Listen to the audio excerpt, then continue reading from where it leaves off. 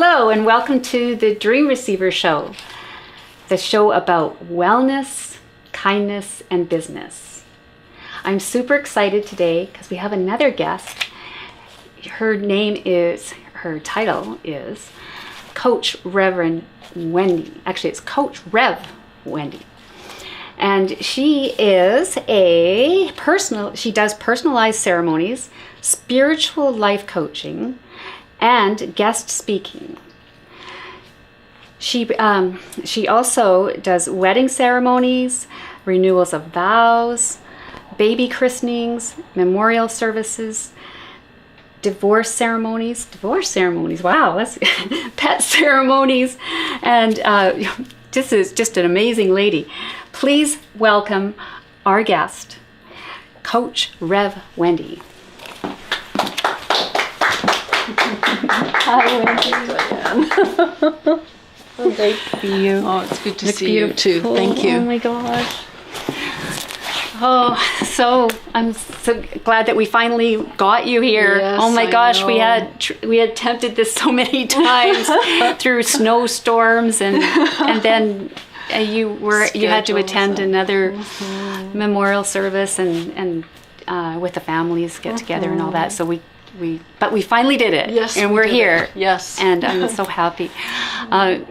I actually met Wendy at an event through Danielle Benson. Yes. She was helping us to do some speaking, and I had heard her speech, and I just, oh my goodness, are you doing anything with this speech? Because it is so amazing. And there was only 5 of us at the time witnessing this, and it was so touching to me. And I watched the other people watching you, and I saw how they started to realize that the things in your speech they were doing themselves, and you gave them a paradigm shift. So I remembered the title was Helping Hurts, which is really interesting. Can you tell us just a little bit about, first of all, how you got involved with all that you're doing, all these ceremonies, how you got into this work, and then we'll talk a little bit about your certainly speech. Yeah, I've wanted to help people ever since I was 13 years old, and could never just find a name or a title or a job description or anything that just seemed to find it. And when I was going through a very difficult time of my own, I made a friend who moved from Penticton to Vancouver and joined a metaphysical group called Centers for Spiritual Living, and sent me some literature of theirs, and it was the beginning of my healing. So I found this teaching, and it helped me to move forward in my life spiritually. And I became a minister in 2005, non-denominational minister. And as a minister, I can perform weddings and any other kind of ceremony. And I find that it's truly a privilege to do that, to be with people at times in their lives where there's great joy or great sadness, and be able to support them. It's so fulfilling. So I absolutely love it, and I feel that I have found what some would call a calling. And I'm also finding ways to branch out to help others as well. Wow, so that was 2005 that started, and so you just knew that it was a calling. So when you say that, how does that come about? Where it's just that you just have this knowing, like? I think the knowing that I've had, Diane, is really that I want to help people. I needed to get to a place where I believed I had something to help people. And I've definitely gotten to that place now. So then you had to go through a lot of training, and like, how did you? Yes, the program itself at that time was 6 years, and I did that at evenings and on weekends. And actually really did the training over a long period of time. Before that, probably about 15 years, I was learning about the teaching of science of mind and spirit. So yeah, it's been a while. So a typical client of yours, usually the highest say, because you've got quite a list there of different ceremonies that you provide, and that, what would you say your most average client is? Like, who are they? Are they mostly... It's funny how things have their own life. It began with weddings, but now I find that celebrations of life are what I do most of. And I'm just, as I said, just feeling really privileged to be with people at this time in their lives. That's great. So I'm excited also to talk to you a little bit about that speech that you did. Yes. So helping hurts. For me, when I picked up on your speech, I was just going, oh my goodness, this is a good way to put it, because I was noticing I was doing that a lot with my children. And I noticed that also my grandmother was doing that a lot to my mother. And you wouldn't think that helping hurts. Can you explain a little bit about how helping could hurt? Yeah, absolutely. Helping can hurt when we are not seeing the person for who they are at any age. We're actually seeing them as what they should be doing, what we think they should be doing, what we think they should be feeling, what we think they should be thinking. And it is a way of being that even though the parent or the caregiver is trying to help, it's a very contracting thing to do. Our life becomes smaller, and depending on the age of the person, we can learn to live a smaller life because we're not living our authentic gifts and talents. We're living what we think we should be doing, what we think people expect of us. And if you have a need for belonging, which we all do, then we're going to be acting in ways that we're going to belong. And the sad part about that is not only is that light not lived, but it can destroy relationships. You were talking about your grandmother, how she treated your mother, and how you had perhaps some awareness that there might be some things that you wanted to change. That is a normal progression of things, because we learn from who taught us, who learned from who taught them, who learned from who taught them. But there has to be a time when the buck stops. So my purpose, my joy, is to be able to assist people to let go of feeling over-responsible for an able-bodied person's life, to let go of the need for control as well as possible, and to help support that being to know what they think, to know what they feel, and to know what they want to do, because that's the gift they bring. Now, I do want to say that there, especially in parents and children, there are teaching moments. But those teaching moments are not when that child is upset, not when they're needing your help. That is the time to honor their feelings and their thoughts and whatever's going on for them. The teaching moment comes later, maybe 2 days later, where it can be brought up when the feelings aren't as high as they were at that time. You know, I just want to share a story with you in a book that I read, which I will tell you more about. But it talked about this mother who was at home from work. She had laryngitis. She couldn't speak. Her son came in the door very, very angry, and he said, "I hate my teacher and I'm never going back to school." Well, unfortunately or fortunately, the mother couldn't speak. So the son got to vent. He got to say everything that he felt, everything that he thought, with no advice, no control. And when he was done, he went over to his mother and he gave her this great big hug and said, "Thank you so much, Mom. You've really helped. I love you." And off he went into the next activity that he was going to do. The mother had done nothing but listen. Wow. So I hear you saying teaching, and then I hear you saying helping, and then I'm hearing you say he helped her, or she helped him by zippity.com, zipping.com. So, but then in the other twist, we're saying helping hurts. Yes. So are you just saying that there's different kinds of help then, or that we're thinking that we're Yes, helping? absolutely. So the way that I look at it is that the best of helping is when somebody comes to you and asks you for help, and you help them, and it's done.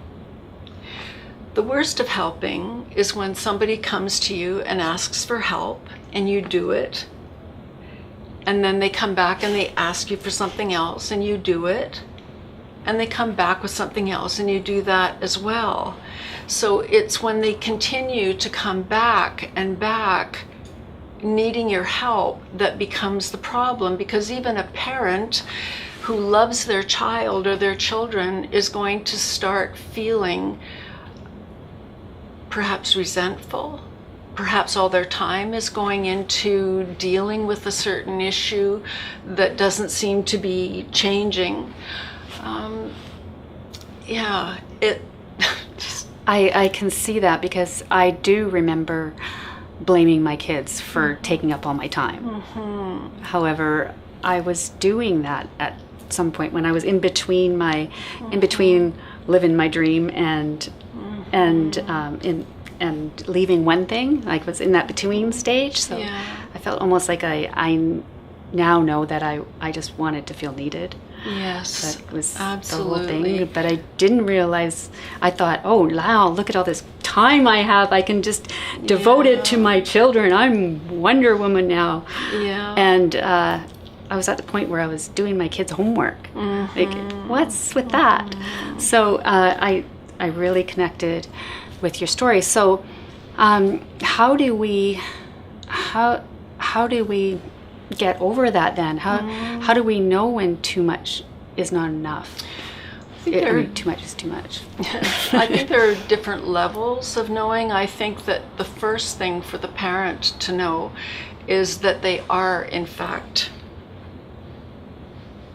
advising rather than listening, controlling rather than helping to guide, perhaps. I'm sure there are many parents who think they're just helping their children by giving them advice, and the child, rather than appreciating it, becomes sullen, becomes angry, or starts to distance themselves from the parent. And they're wondering, what did I do? I'm just trying to help. So it is important to know, first of all, for the parent to realize that that child is his or her own unique being. And as I said before, it doesn't mean that there aren't things that need to be learned in our growing up, but it's not about how to think or what to do all the time. How are we helping a child? By living their life for them. I'm reminded of another story, if I can just share it, about a butterfly that was starting to come out of its larvae, out of its cocoon. And somebody thought, oh, I'm just going to try to help this butterfly come out. So he pierced the cocoon, and the butterfly died, because part of that butterfly's strength and ability to fly comes from breaking out of the cocoon itself. So it's not about not helping. It's not about not loving. It's about finding a different way to help, a different way to love that allows that child to express in a way that they can feel excited about their life, that they can come to live what it is that brings them passion and what will help other people in their own way. Another thing that is necessary, and we are not taught it, so there's no blame anywhere here, is about learning to speak to the child in ways that are validating and honoring their feelings, asking them questions in terms of perhaps what have you done up until now, if they have question that they need some help with, or an activity that they need help with, to help support them to be able to come out. And so you're talking a lot about children and all that. However, I also noticed this in adults, seeing how my grandmother was like that to my mother. And I can see there's a lot of insecurities in my grandmother, and then she was mad because I do all this for you and you don't appreciate it. And my mom was like, I never asked you to. And it was just a continuous thing. So we don't just grow out of this if we don't have this self-awareness. No, that's true. So how do we get this, besides having this great interview that we're having right now, how do we get this awareness out there? Because I believe you even had a similar situation yourself. Yes, that's true. And you don't have any children, right? I don't have children. So that was another thing that I found so amazing with your speech, is just an adult that has gone through this process herself, and she's talking on behalf of all the children out there and all the people that have had. So if you don't mind sharing just a little bit of how this experience happened to you, but on the receiving end. You could explain that. Yes. I had a parent who, for various reasons, there's always positive intentions. Absolutely. I had positive intentions when I was doing that for my son. I thought it was good for him. Absolutely. I thought I was taking off the overwhelmment and all of that. I didn't want him to have to go through that. Yeah. So I had positive intentions. It's not that I was a terrible person. Yeah. Right? Exactly. So, and I don't want anyone else to feel that way either, right? Absolutely. So explain your well-meaning parent. Absolutely. Absolutely. Yes. As I was growing up, there was a lot of control where I felt that my feelings were wrong, my thoughts were wrong, my actions were wrong. I was always being advised, I felt, as to what was the right way to be, what was the right thing to do, what was the wrong thing to do. And I began to start feeling like I was losing myself over the years, that even if I thought I knew what I felt or what I wanted in life, somehow I started to discount it because maybe it wasn't the right thing to do to be approved by people. Maybe it wasn't the right thing to do because maybe it wasn't going to be a real job that I wanted to do. And to be honest, it was very painful. To feel like you're losing yourself, your soul, your spirit, in order to belong, it's just not right. And as you say, no parent does anything like that on purpose. We're only learning the best of what we know up until now, and we're trying to protect our child by giving them the best life possible, the life they didn't have. And so I do understand what it's like to be a child that is not seen as whole, or at least not treated with what I would call the dignity of their own being, the dignity of their own life. We need to be supported or validated into that, because it is true. Most of us do need the love of another person to help us through the difficult times, or to remind us what we're good at or what's possible for us. We all need that. But there are ways that we are not supported, and advising and controlling are not those ways. It almost can seem counterintuitive to feel like to help somebody, you need to validate them, but it is the way to do it. And I want to get that word out and teach people how to validate their loved ones into their greatest expression and into the greatest relationship, because there's nothing more painful than thinking that you're helping someone or wanting to help them because you love them, and they're becoming more and more distant and less helped. Yes, I see that a lot. I've seen that in some of my clients as well, where somebody or the son is estranged, I think the word is, where they don't want to have anything to do with That's right. the mother anymore, and to help them through finding out what their passion and purpose is, so that they're not using the other person to do that. So just to sum things up here, how can people get in touch with you? And I understand you might be doing a workshop on this subject. Yes, I am working on that, for sure. Yeah. And so how can they find out more about you?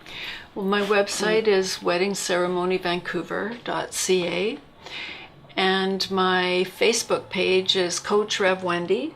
I'd be happy to hear from anyone that has any questions or feedback, anything that you think might be helpful for you to be able to have a better relationship with your loved one.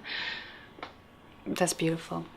Well, thank you so much, Wendy, for coming out all the way so and finally got Diane. to do this. Yes, thank you. I'm for so this grateful for you to opportunity. come out. Okay. Thank you. Thank you. Thank you very much.